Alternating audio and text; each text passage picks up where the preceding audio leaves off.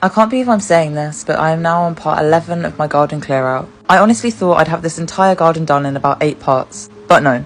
This section is under a tree and something dropped on my head. If you're new here, I have a fear of bugs and insects that I'm trying to get over, so yeah, I had to take a moment and then continue again.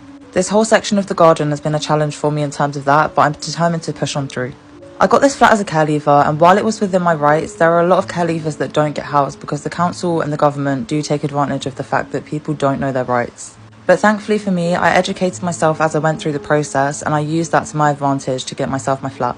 I have a medical condition called Ehlers-Danlos syndrome where my joints can subluxate and dislocate at times, as well as a load of other random things that are associated to the condition. So I was placed in a ground floor property due to that. Luckily for me, that means it came with a garden. But unluckily for me, I'm solo living, so that means that I have to deal with the space myself. But this space has great potential not only for me and my guests, but also for my dog, and my 4 cats as well. So I'm determined to make this a more enjoyable space. My goal is to do a little section each day, and then eventually the whole garden will be clear. I did do much bigger sections at the start, but these sections are much smaller because the spiders are just so many in this section, it's unreal. But whether it's a small section that I'm doing or a large section, as long as I continue to do it, that's the main thing. I've pulled out loads of weeds and trimmed down most of the plants that were on the floor here. But I've left this one. I think it may be a rose bush, but I'm not 100% sure. So if anyone's able to identify this plant, please do let me know. There were rose bushes back here when I first moved in, but I hacked them all down. Knowing my luck, this is probably just a weed that should be chopped out, but I'll soon find out.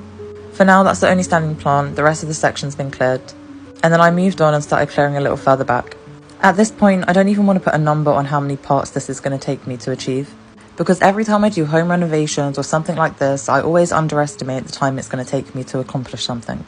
The floor in my garden is so uneven as well, I fear it may need to be levelled out, which is just going to be an atrocious job, one that I don't even know if I can do myself. But anyway, this is the end of part 11. There's still a lot more for me to do, but there's a little more that's been done.